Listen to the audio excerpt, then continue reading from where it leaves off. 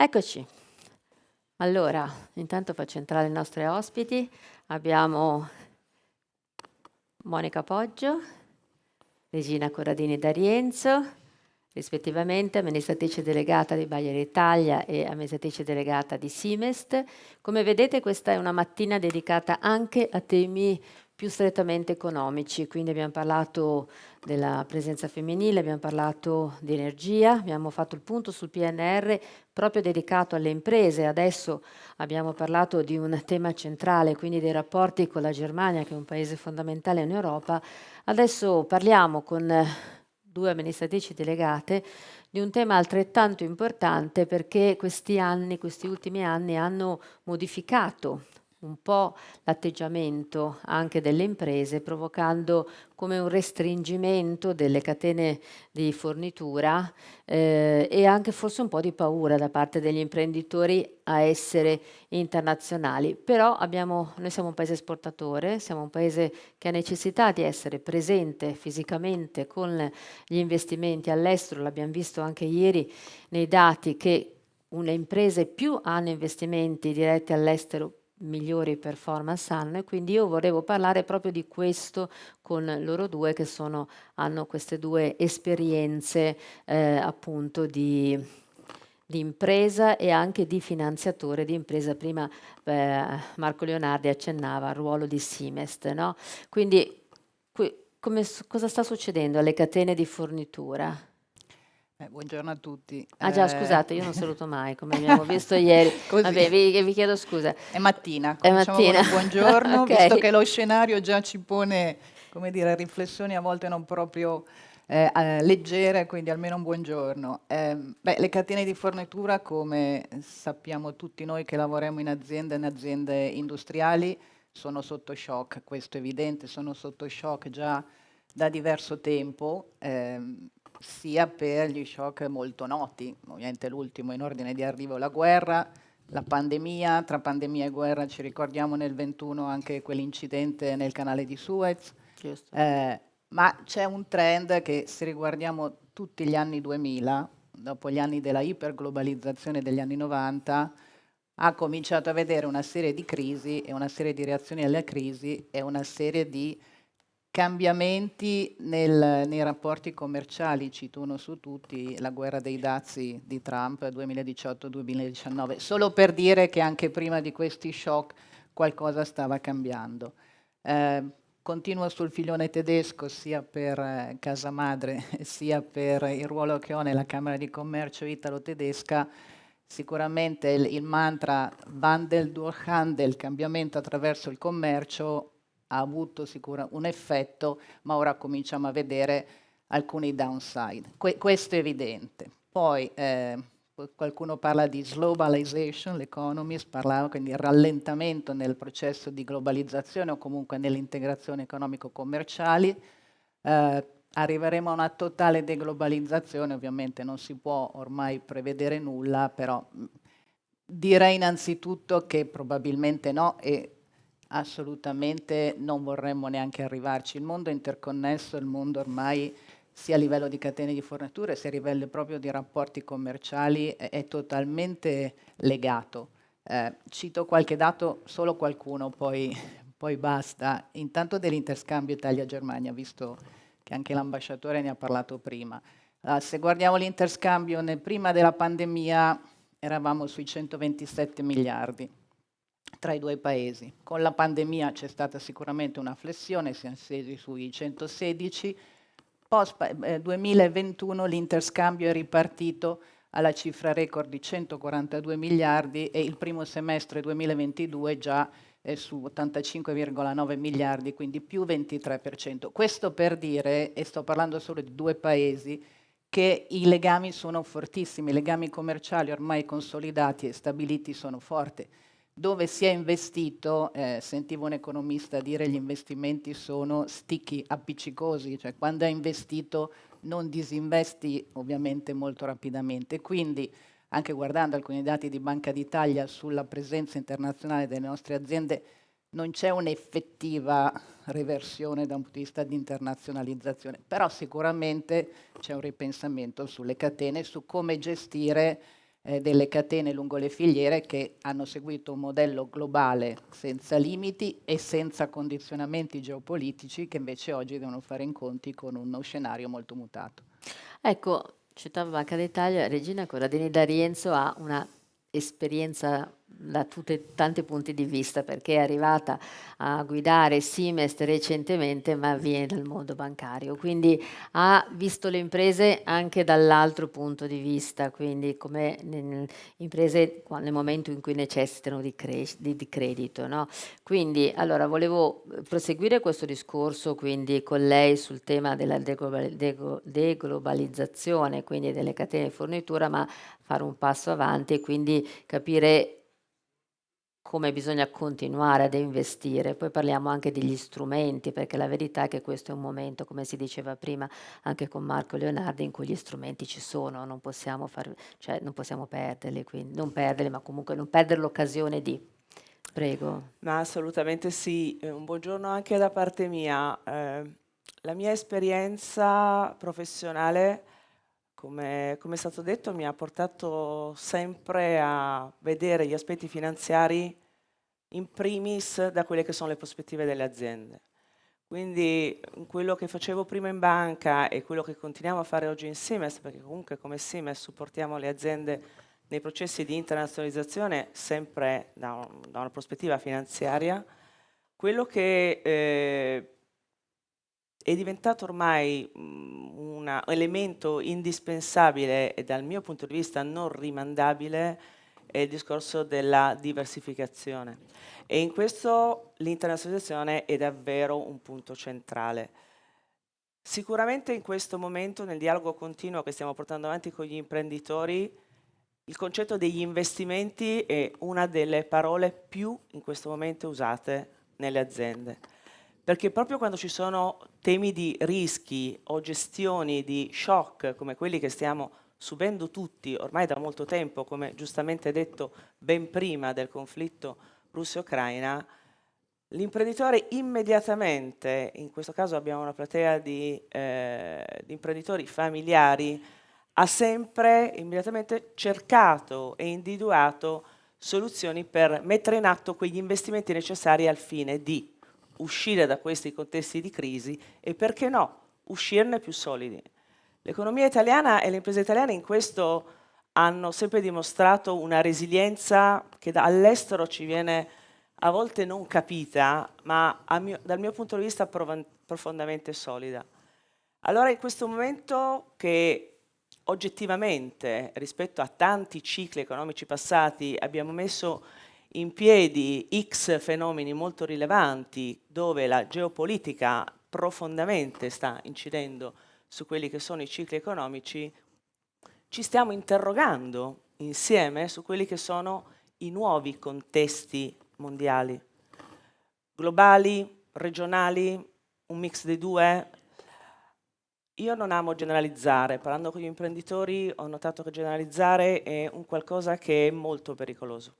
Ci sono settori merceologici dove può avere molto senso avere delle concentrazioni geografiche, cosa oggettivamente neanche attuale, che arriva da tempo, perché spesso la supply chain porta le varie filiere a seguire gli andamenti geografici, altri invece che per loro natura hanno ancora nel mercato globale molta più interesse. Una cosa è assolutamente vera, siamo abituati a analizzare e misurare l'internazionalizzazione con l'export. Oggi l'internazionalizzazione è anche, vicino all'export, un tema di approvvigionamenti. E sono due fenomeni profondamente veri, profondamente importanti. Sicuramente l'internazionalizzazione vede le aziende esportatrici molto più resilienti, che continuano a crescere. Sicuramente è stato detto, nel 2022 la crescita continua a essere a doppia cifra, 22%, ma è sempre maggiore il numero di aziende che sta investendo all'estero per andare a identificare nuovi siti produttivi, per andare a identificare nuove aree dove avere approvvigionamenti che prima ancora dei costi garantiscono una continuità nel delivery. Perché uno dei temi molto sentito nel mio dialogo, nel nostro dialogo con le aziende, è proprio avere anche una continuità aziendale.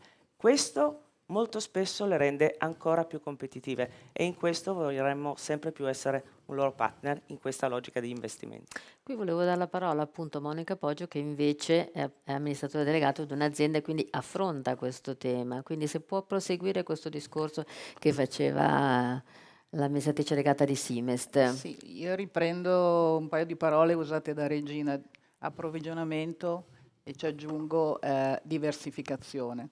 Allora, ovviamente ci siamo interrogati, ma Bayer con la sua dimensione, ma qualsiasi azienda che si è trovata a gestire ovviamente una crisi, uno shock, uno stress sulla catena di fornitura come quelle che ci siamo trovati ad affrontare, si è immediatamente posto il tema di come reagire. Poi possiamo usare molte parole che ormai vanno di moda, come rendere le catene di fornitura resiliente, come diventare agili e non fragili, ma insomma il tema è come resistere, superare il momento e quindi ritorno al punto della diversificazione. Sicuramente è un punto importante, quindi diversificazione e diversificazione sulle fonti di approvvigionamento. Col conflitto in Ucraina, adesso non è un tema di Bayer, però altri settori hanno visto per esempio che mancano girasoli per l'olio, l'Ucraina è sede di territorio di cablaggi per le auto, l'argilla, il caolino per l'industria della ceramica, quindi il fatto di diversificare una serie di fonti di approvvigionamento è chiave.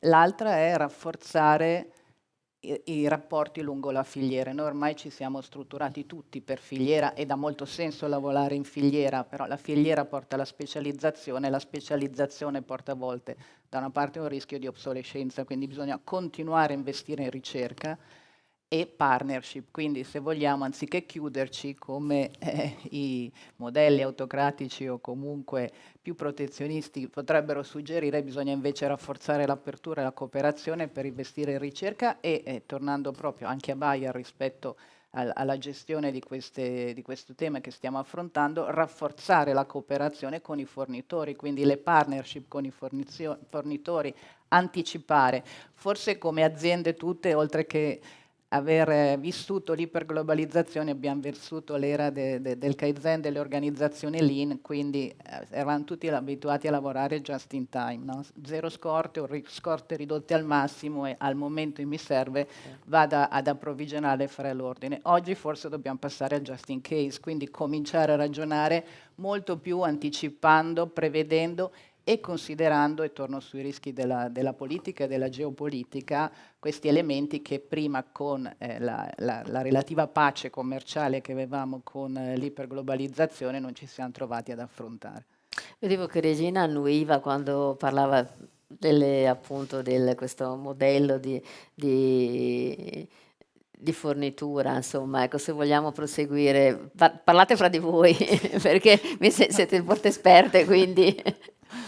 Diciamo che siamo due anelli della stessa catena, credo tutti qua dentro siamo Sì. anelli della stessa catena e forse dovremmo veramente in questo investire di più. Riprendo la parola investimenti. Monica citava due parole che sono molto legate all'internazionalizzazione, che sono il tema dell'innovazione e della partnership. Allora, parto da quello della partnership. In Simest, ma in questo mi permetto di dire in tutto il gruppo CDP di cui facciamo parte, questa è un po' la nostra bandiera. Io credo che la finanza sempre più, ma ancora più oggi, non può essere una finanza di brevissimo termine o comunque non può vedere le aziende con un quadro economico o di indicatori troppo nel breve periodo. Ancor più in questo momento dobbiamo davvero riuscire a essere insieme partner di investimenti internazionali di medio-lungo termine e questa è un po' la nostra missione. Noi siamo un partner di medio-lungo termine, arriviamo fino a 8 anni insieme alle aziende in quelli che sono i loro processi di investimenti internazionali. Ma qui viene il tema dell'innovazione.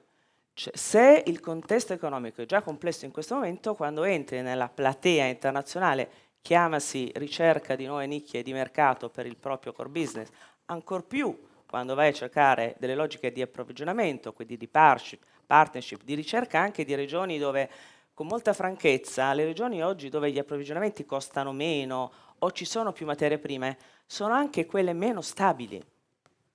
e conseguentemente c'è anche tutto un tema di rischi o comunque specificità locali che devi gestire al meglio, e anche in questo vogliamo essere un partner che permetta anche di affrontare e di gestire questi temi.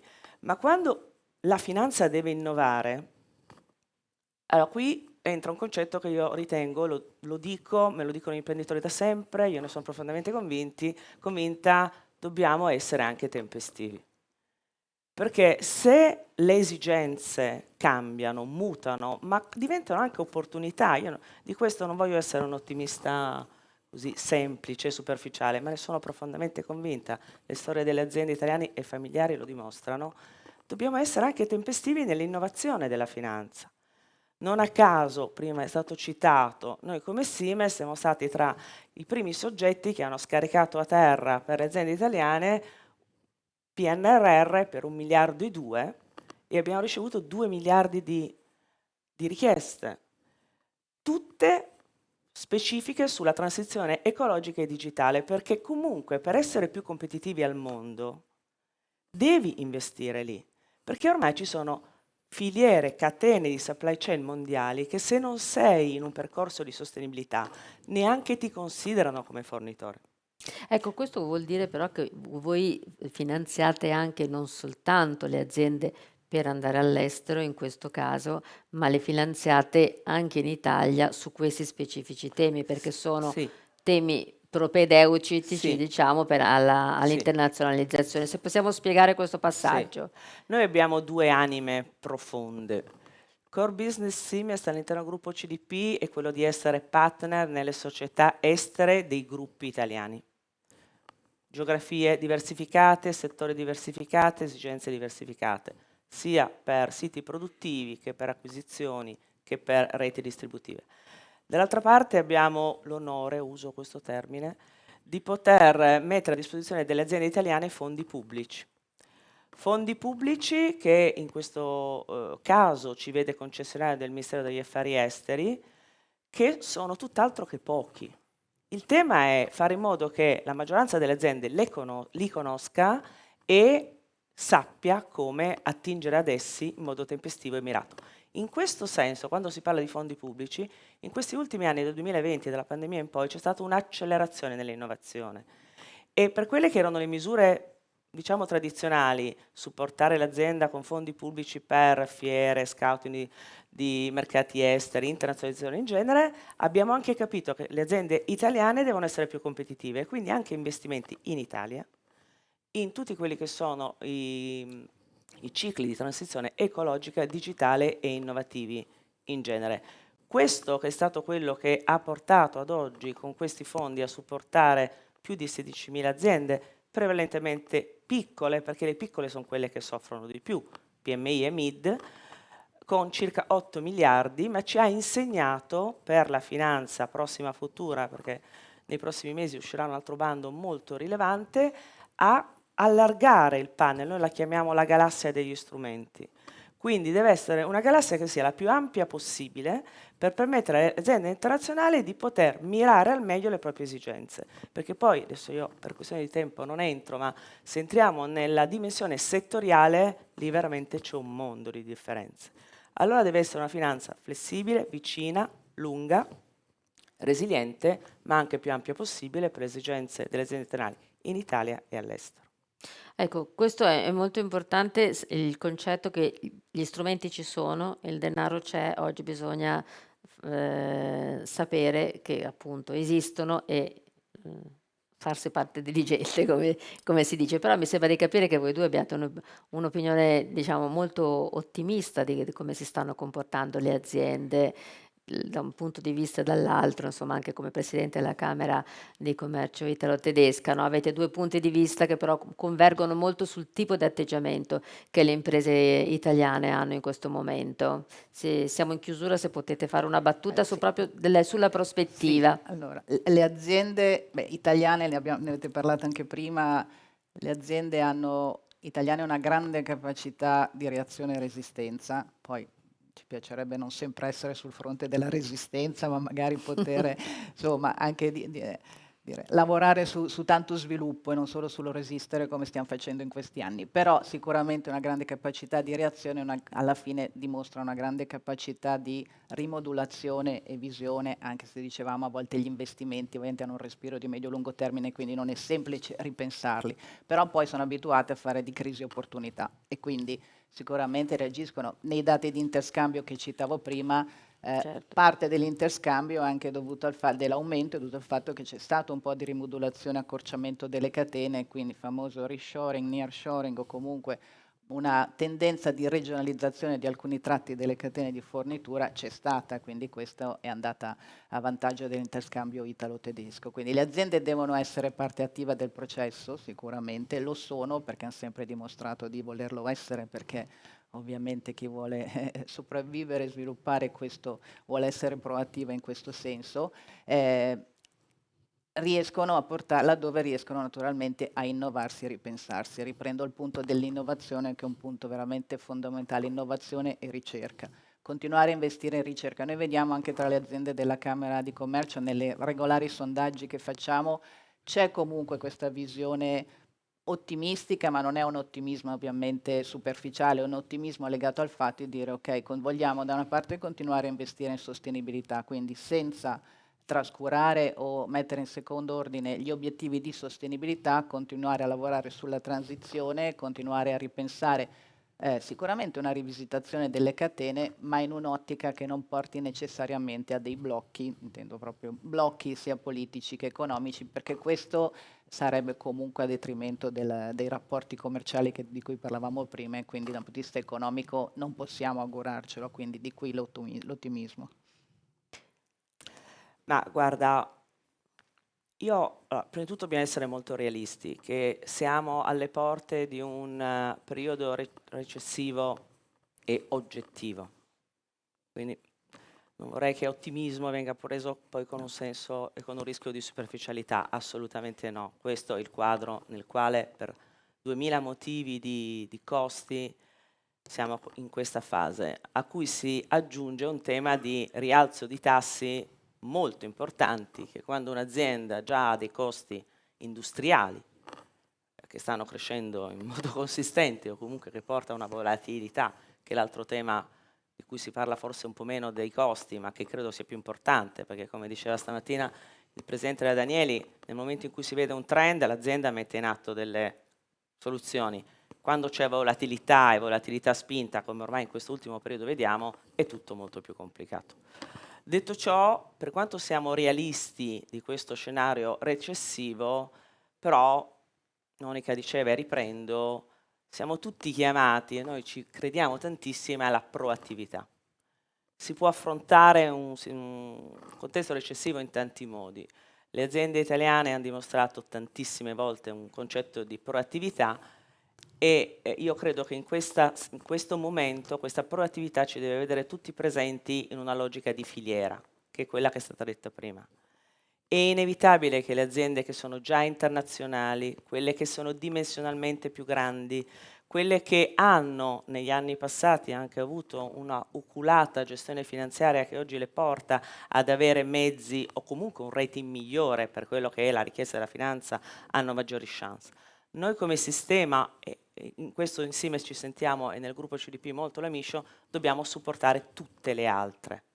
Ecco perché questa proattività ci porta a dire, bene, tu azienda devi comunque mettere in atto quelle azioni che sono diversificazione, non puoi più aspettare, non puoi più innovare, anche qui non puoi più aspettare e qui invito tutte le aziende grandi, lo faccio sempre, a stimolare tutta la supply chain fino all'azienda più piccola perché ciò avvenga. La finanza deve esserci, ma deve esserci su dei progetti resilienti, dei progetti che portano l'azienda a crescere e non sempre c'è l'adeguata formazione manageriale, cultura finanziaria o cultura innovativa. E qui a livello di sistema industriale deve poi arrivare il sistema finanziario a finanziare tutta questa supply chain. Arrivo e finisco, visto che parliamo di finanza, ho questo merito, peso, a parlare che comunque i finanziamenti devono essere di lungo termine, devono essere resilienti, ma attenzione che di troppo debito non è che poi si sta così bene. Quindi il debito lo dobbiamo gestire al meglio e io in questo momento ho la fortuna di gestire anche un debito che a livello di tassi, gestendo anche fondi pubblici affiancati a quella che è l'attività che fa Simest nel capitale come socio di minoranza, scusate, su società all'estero, cerchiamo anche di calmierare questo discorso di tassi perché diamo finanze alle aziende sui finanziamenti pubblici ancora a tasso zero e questo deve essere un qualcosa, o comunque simil zero, che deve supportare anche più questi aspetti. Queste due anime cerchiamo di metterle insieme nel dialogo con le aziende e proattivamente gestire questo periodo recessivo e superarlo con un ulteriore, auspicabilmente quanto prima, periodo di sviluppo. Io vi ringrazio e concluderei dicendo, portandoci a casa il termine collaborazione. Allora, grazie mille. Grazie a voi.